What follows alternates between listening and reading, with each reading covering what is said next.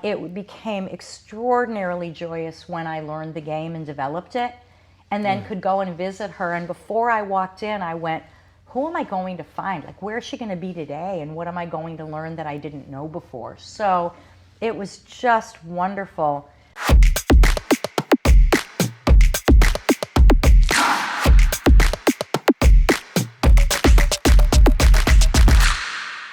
Roll down on the star looking for a place where the Longhorns.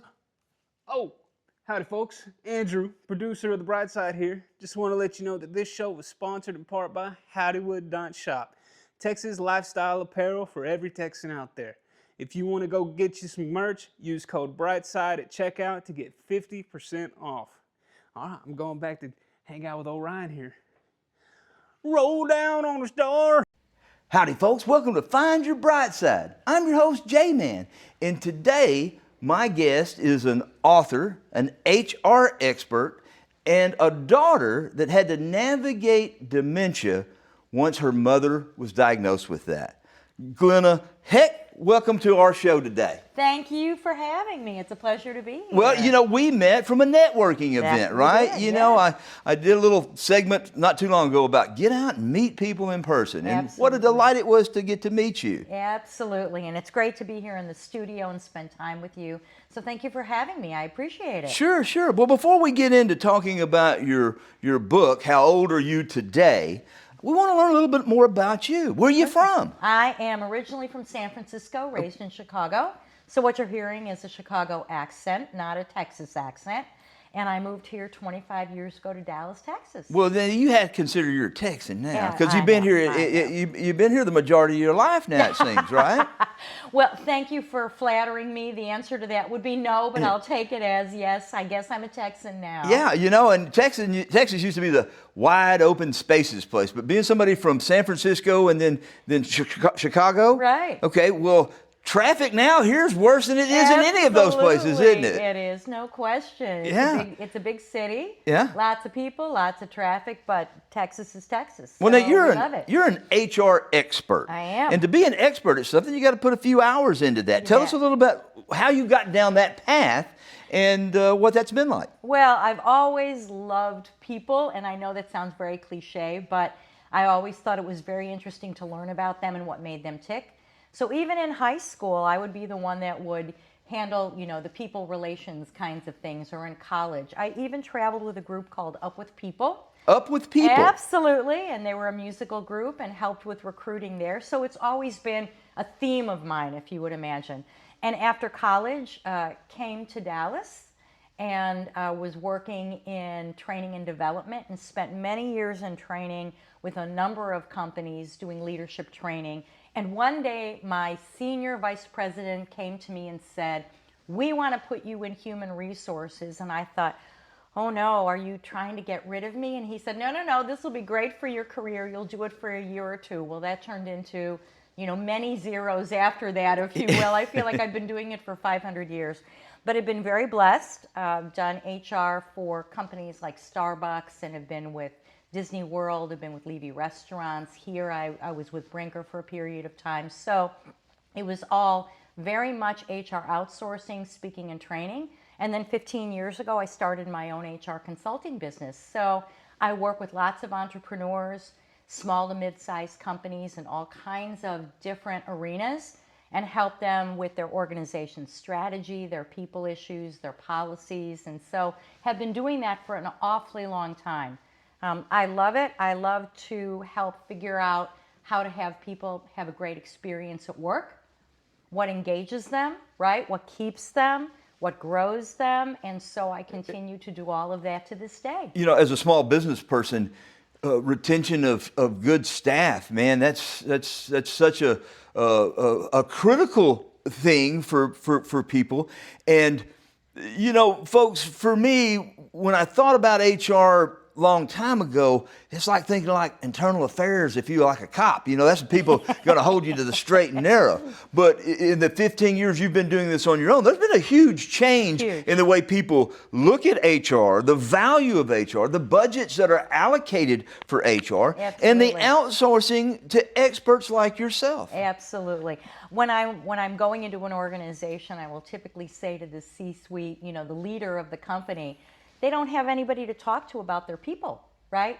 So how do you know what they need? How do you know to develop them? What can you do to make it a great place to work? And so we'll bounce ideas back and forth and then put those into place. So it's been a great run for 15 years. I'm very blessed that I've had this. And you know, a large organization, they're going to have the resources typically to have both internal and external experts like yourself. Absolutely. A small business doesn't. I'm remembering back that the lady that was doing our payroll became our HR person, right? You know, and as we tried to navigate what we could do to help our staff, I'll just touch on that briefly. Thank you. We got our insurance renewal rates, okay? Andrew and I, we've been on a workout. We got to be healthier because we're not going to be able to afford insurance anymore. You know, we've had all this talk about how much it was going to go up. Right. Well, folks, our good friends over at Tanya Boyd and Associates, that's a plug for Tanya, got us exactly the same rate we had. Spend a few more bucks and get a little bit better benefits on some things. We didn't have a double or triple like many people were thinking about. We renew April the 1st. Okay. And that's just a short period of time away. So, you know, folks out there, be positive. That's the bright side. They've been talking about the dark about those premiums. Well, maybe you can be lucky like us. Absolutely. So there's a whole lot more than just your payroll and your health insurance when it comes to HR. Absolutely. It's the well-being of your people. Absolutely. I help companies find benefits and payroll companies and do all different types of training and development for them. We'll talk about issues that people are going through that are real life, right? I went through that, which is part of what led to the book, and we'll talk about that in a little bit. But that goes on all the time, and how do you deal with those things and retain great people? That's you know, here on the bright side, we always like to have our guests share something that was a little dark, but how it ended up being bright. Find one of those stories, reach in your plethora of incidences, and tell us an experience that was kind of dark and how it ended up being bright for you. Wow. Well, I would say, you know, the story that's in the book is really the one that's the most profound for me. I was a VP of HR and administration in a company, and I got a phone call one day that my mom was missing in Chicago.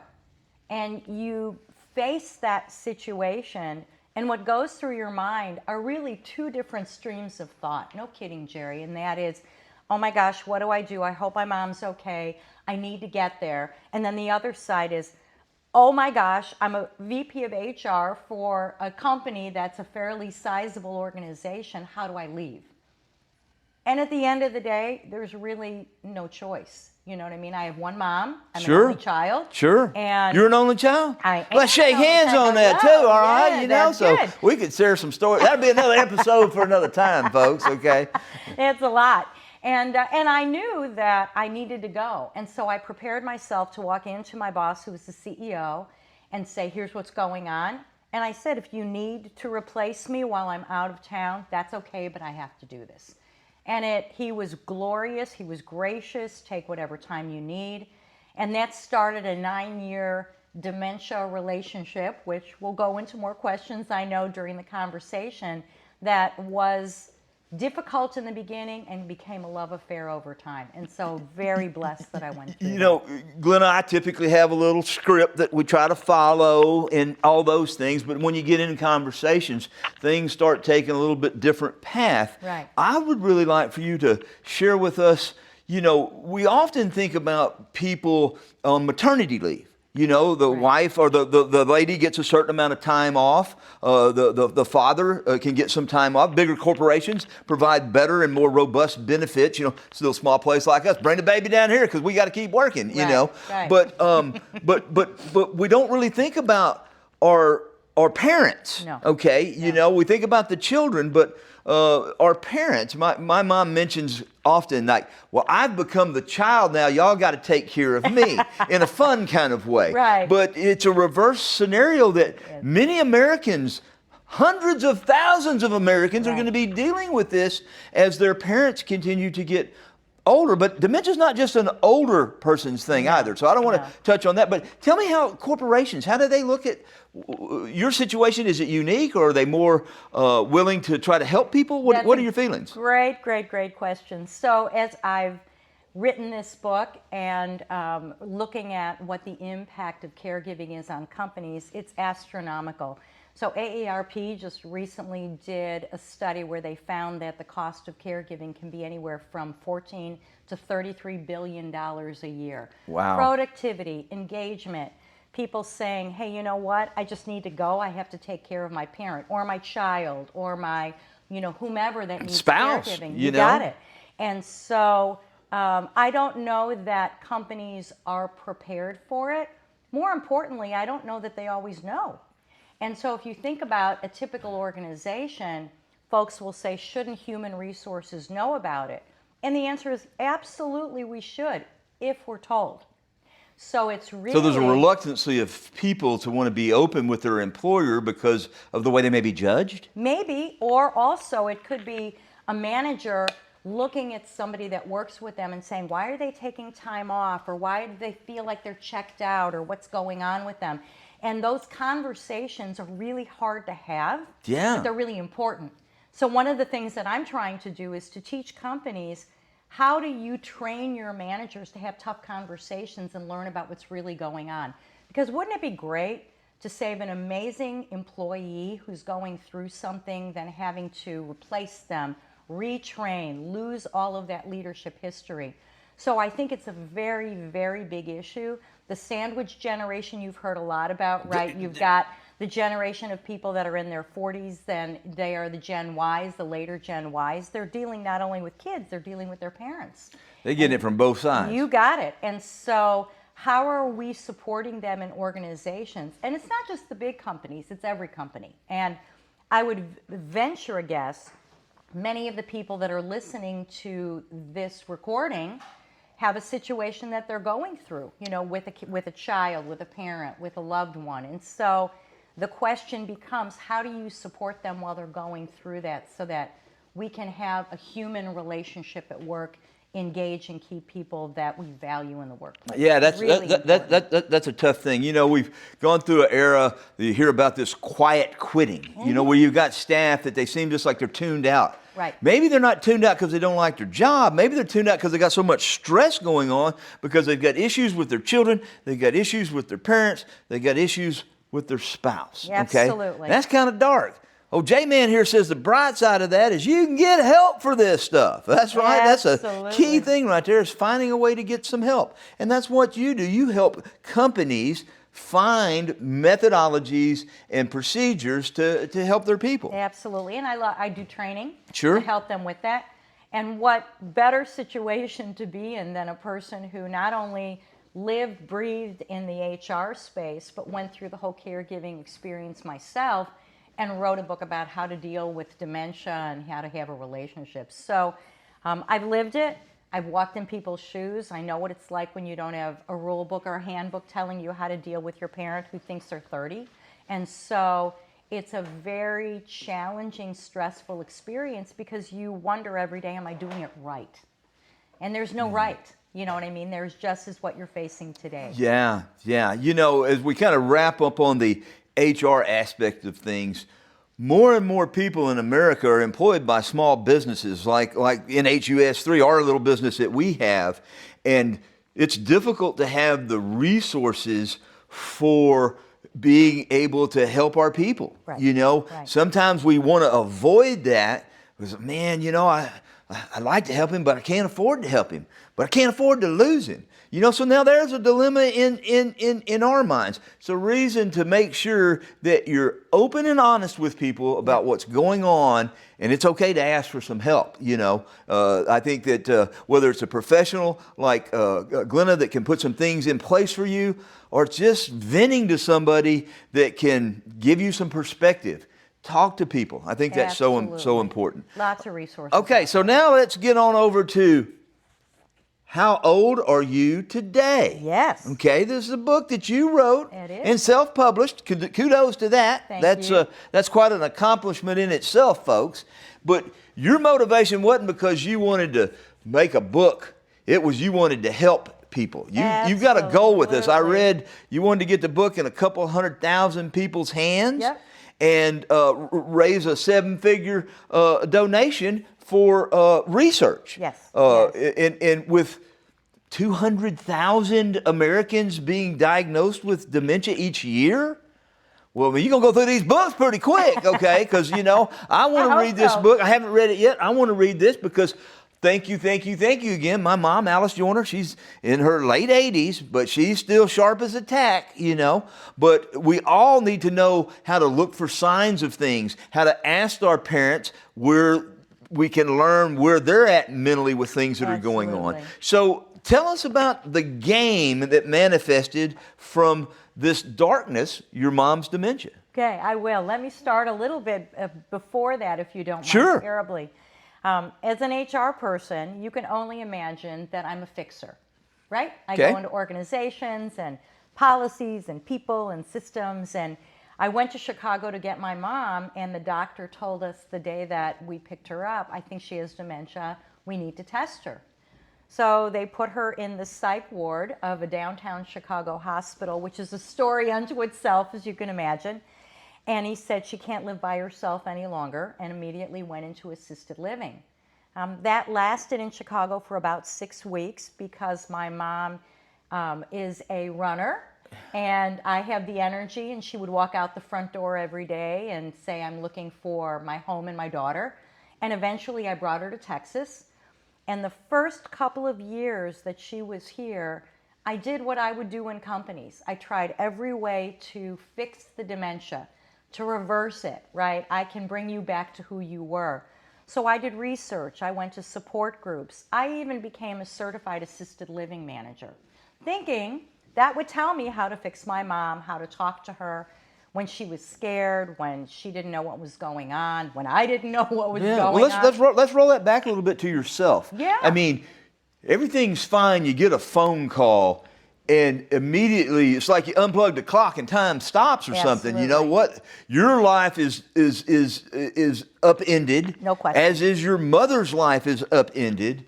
You know, that's got to put a lot of stress on a person. Well, when the doctor said she has dementia, I had no frame of reference because nobody in my family or my life had ever had that. So I had to first say, okay, you know, what is it? Will this go away? And when the answer was no, then it became very obvious that we were dealing with different things. So my way of dealing with it, Jerry, was to stay one step ahead, right? I thought, okay, if I learn this today, then I can put it in practice tomorrow, and then I'll learn something else and put it in practice.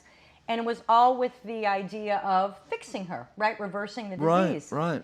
And that didn't happen. There is no fix for dementia. You just have to face it and do the best you can, get support, and walk one step forward every single day. Now, Glenna, your mom's Jerry, right? Jerry. With a G, right? Yes, Jerry Easy with for a old G. J-Man to remember, right? How old was she when she was diagnosed? Well, that's a great story. So Mom was 85, but I found out that she'd been lying about her age my entire life. So she actually wasn't 85. She was 90 years old, and she had dementia with me. We lived through it for 9 years, so she passed away when she was 19 days shy of 100 years old. Well, yeah, so nine plus years. May her soul rest in peace, and she had a nice run here on earth. That she did. That's for sure. So. That she did. And I'll share with you the day that pivotally changed, back to your game question, which was quite remarkable.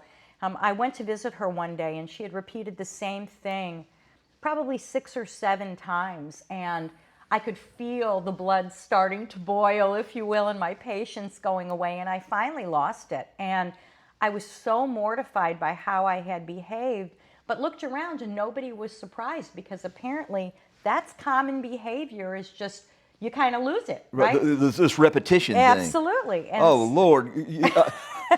I'm an old school salesman. Yeah. And so I was taught that you had to say something 3.5 times before people would remember it. And Sarah Beth pointed out, you've said that 2 or 3 times, so I need to be cautious of that. That's a clue that you can use with your loved ones. Yes. if they're doing that a lot, I guess. Yes, they're starting to repeat. And I was embarrassed by my behavior, and I went home and I just said, okay, there's got to be a better way than this. And I literally crawled in a closet and cried because I was so mortified that I had lost my stuff. Yeah. And yeah. thought that's not the relationship that I want to have with my mom, and that's not the relationship I want to have with me. Right? Sure. Not how I Yeah. want to show up. And so I thought, you know what? Just let it be thankful she's here, and every day is a gift. And so not shortly thereafter, I went to visit her one day, and I said, you know, I've forgotten, how old are you? And she looked at me and said, guess. And that became the beginning of kind of a conversation game. And the game lasted one day, and then I tried to get back to it. And over a period of time, I would ask her each day, how old are you? And there are rules to the game, which are in the book. And we would play the game. It became a ritual, and eventually it became a book where I talk about my experience, but also what is the game? How do you play it? How can you have a relationship with somebody that has dementia that's loving? And probably the most significant piece that I found in playing the game is that every day she was a different age. So one day she'd be 90, one day she'd be 30, one day she'd be 50, and I just had to go with the flow and view it as I'm learning about somebody's history that I never knew before. So just imagine a parent telling you about their life, but not as a memory, it is as a current experience. So she thought she was 39 Yeah, when she was 39. That's both intriguing and a little frustrating, you know, because it seems like there's memory there. It's just not stacking up correctly or lining up correctly. It just keeps jumping back and forth. And what was interesting, and I think a lot of people try to do this, is they're bound and determined to bring them to today. And so folks get very frustrated. No, it's this date, and you're in Dallas, Texas, and this is what it's like. And they may look and kind of, their head goes to the side, their eyes go back and forth, and then they repeat the same story at the age that they were at before you started trying to bring them back. So I found that, just give it up, go along with her, enjoy the ride. And so it became time travel. And well, I was just kind of thinking that. It's kind of like the mind starts doing a little time traveling of the experiences that you've had. Yep. But dementia, can you drill down a little bit, coach us up on what actually is that? Well, dementia is a brain disease. It's Right. a disease, and so I'm not a clinician, so I really Sure. can't talk a lot Yeah. about that. But I think a lot of times people forget that it's a disease. It's like diabetes. It's like cancer, and so. But it's not curable. No, it is It's not. an uncurable disease. Right now, that's the case. Or at least right now. Absolutely. And so one of the lines that I shared in the book is, and it was very powerful for me, and I had to remember it every day, is that dementia is not something you fix, it's something you face. There are stages of the disease, and over time, they lose different faculties. There's different parts of dementia. My mom had vascular dementia, but you'll hear different people talk about. What is, help us with that, vascular dementia? Yeah, it's just one form of dementia. Okay, I got you. Yeah, it's one form of dementia. You'll hear folks talk about frontal lobe dementia. You'll hear people talk about Alzheimer's. It's all similar in terms of brain function. Cognitive functions that aren't firing correctly, and there are Exactly. different areas of the brain and such. Absolutely. And so that's what she had. And I found that rather than dealing with it in a clinical way, that informed me relative to my mom. But what was more important was for me to be present and to spend days with her and have the experience be not only positive for her, but positive for me. So I knew what would come eventually. Right. In terms of the disease, I knew that she wouldn't be able to eat hard food. I knew that she would lose her ability to speak. And so the question was, how could I evolve the game? And I did.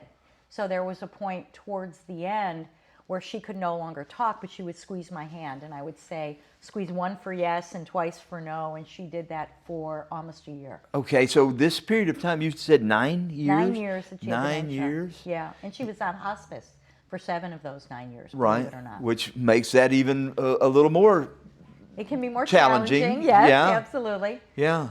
And when did we lose Jerry? When did she get her She wings? passed away in 2016. 2016. Absolutely. And when did you decide that you were going to write this Well, book? that's a really, really good question, Jerry. Thank you for asking.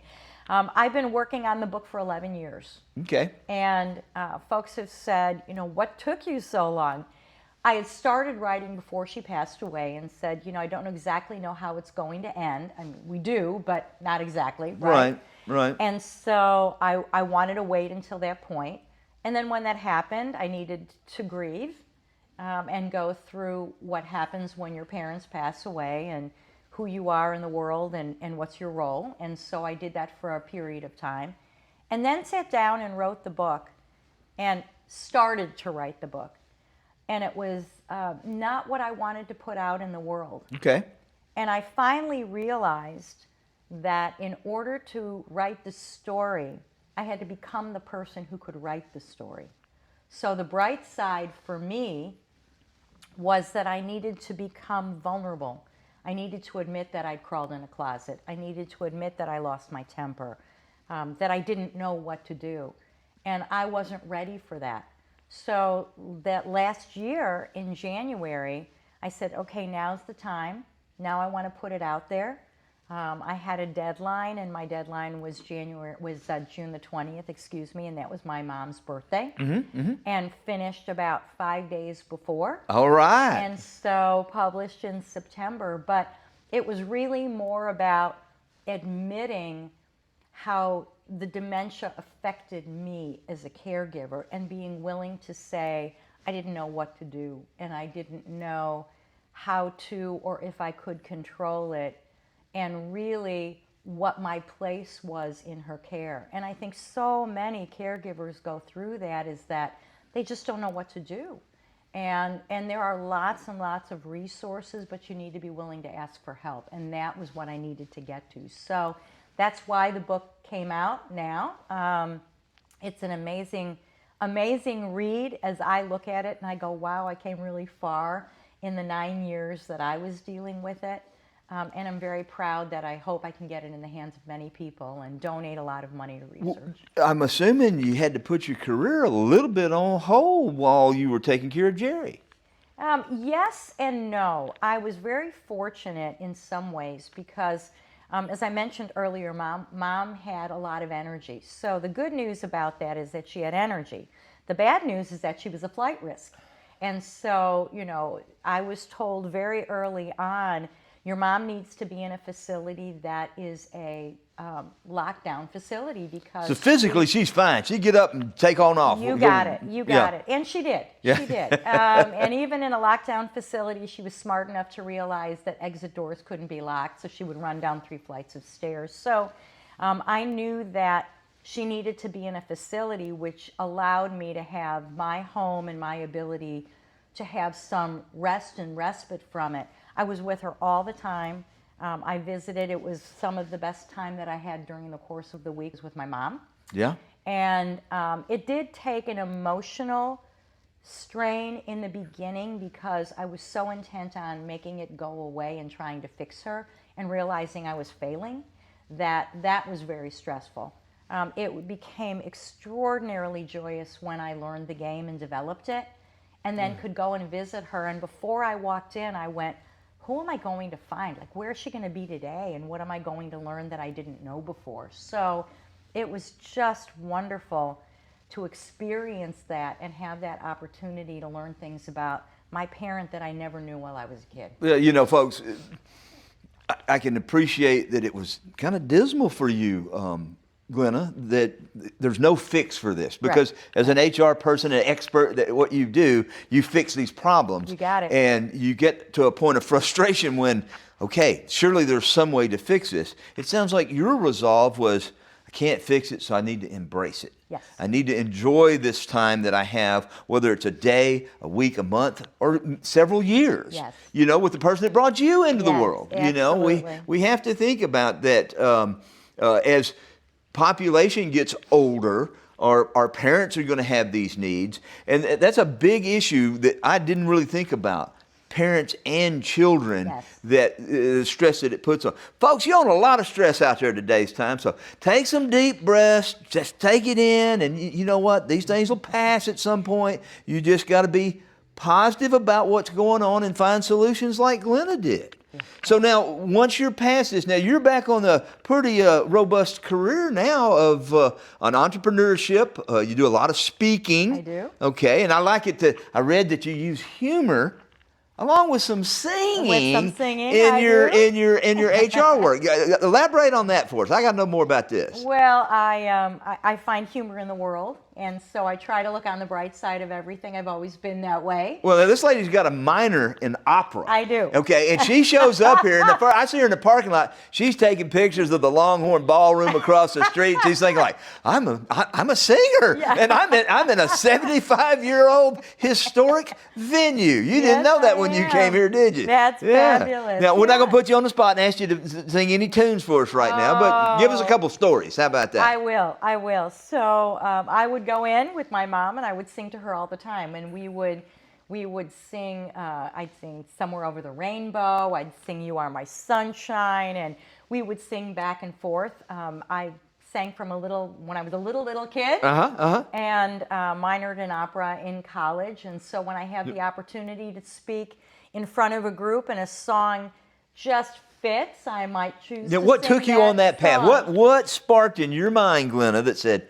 I want to minor in opera? Well, I went to Indiana University, and they have one of the best music schools in the country. Now, that's where Mark Cuban went to school, is Yeah, that right? it is where Mark Cuban Okay. went to There's a plug for school. you, Cuban. Send us a check. I don't know if he studied opera. I don't think so. But I took music classes and took enough music classes where I could certainly get that minor. Yeah. But I will share with you the most frightening situation I have ever had with superiors in my life. Would you like to hear that? Yes, absolutely. We love was stories. my opera final, having to sing an aria in front of a group of 4 people who had a stone cold face. So you know where they kind of sit like one of those TV shows. Sure. And they don't show joy. And I'm singing away, and they're trying to stare me down. And I hear in the back of my mind, oh, this isn't good. You suck. This is bad, right? And that was part of the ploy.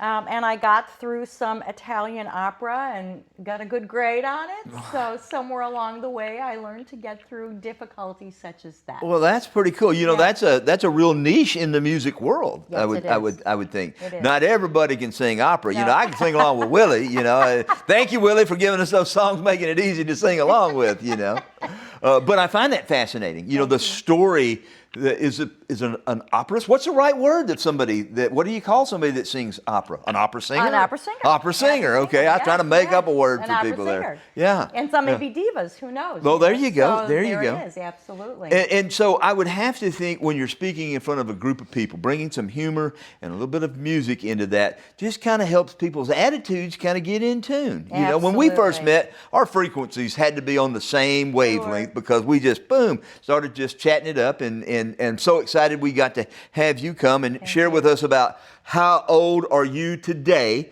Glenna's book here. Look at your camera here, Glenna, and tell will. them how does somebody get a copy of this? Absolutely. Well, I hope that you reach out and go on Amazon, available in ebook and paperback, and I also have a website, howoldareyoutaday.com, and certainly encourage you to And now, if buy they the want to book. get a hold of you because they need some HR needs, It's GlennaHecht.com, and you'll find me there. And I certainly look forward to chatting with any of you and all of you. People are reaching out to talk about HR and training and caregiving, and all of those are things that I would love to chat with people about. well, It'd folks, be I think she's wonderful. going to do a fantastic job of getting this book in over 200,000 I people's hope hands so. this year. That's what we're going to try to manifest right now. But before we let you go, because we got to wrap things up, Yes. I got my little questions. I learned this from good. Sammy Hagar on his rock and roll road trip. 5 questions you asked your guest. They're just kind of off the wall questions, but you Yep. get to get to know them a little bit better. Do you like the city or the country more? Oh, the city. You're a city girl. Yeah, I'm a okay. city girl. All right. Well, now, when you travel, do you like hotels or Airbnbs? Oh, I like both. That's a hard one. Isn't it now? Yeah. Yeah. I like family hotels, smaller hotels, and Airbnbs. Airbnbs. Yep. You know, if you want room service and you want all the frills and stuff, hotel might be the way to go. If you want to cook your own meals and kind of hang out and do your own thing, Absolutely. Airbnb. Okay. So with those in traveling, is it the beach or is it the mountains that turn you on the most? Oh gosh, I love the beach, but I love going into small towns, Europe, all over the world, and just sitting and drinking coffee and watching the people. Yeah, see, I make That's these my questions thing. where they got to think about, well, I like Love both of these, it. you know. There's no right answer either. You can pick both if you want. Are you an early bird or are you a night owl? Oh, I'm an early bird. I'm up at 4 in the morning. 4 in the morning. You got it. My best time to work and to do gratitude practice and to write is usually 4 o'clock in the morning. You know, you'll get along very well when you get to meet Sarah Beth. That's look a forward to real a real important thing to her is that first early morning when it's quiet and she Yep. go get her little walk in and start doing her devotion and giving gratitude to things and not having to deal with me and my high energy, woo, woo, woo, you know, right off the bat. Okay, so here's the last one we got for you, Yes. Glenna. Do you like to take the back roads or fly to Fly. get to you want to get there? Oh, I love flying. Yep, absolutely. I like going around the world, across the world. Love flying, and so it's very exciting. Well, that's it's so exciting to have you here today. And before we let you get off, look at your camera one more time. Okay. And tell people that if their loved one has dementia, what this here? Show them the book. I am. I'm going to show you the book. It's How Old Are You Today? And the subtitle is Dementia, a Mother, a Daughter, and the Game That Transformed Their Lives. And yes, it did. This is available on Amazon in ebook and on paperback. I have a website, howoldareyoutaday.com, and also my website, glennahecht.com. Reach out wherever you'd like. This is an easy read, an important read, but more than that, it's a memoir with a game that you can use tomorrow to help you deal with your loved one with dementia. And that is a wonderful gift, and I hope you have love, joy, and peace. Yeah, just think about that, folks. Maybe you don't need that for yourself right now, but you know somebody that does. Give them this as a gift. Talk to them.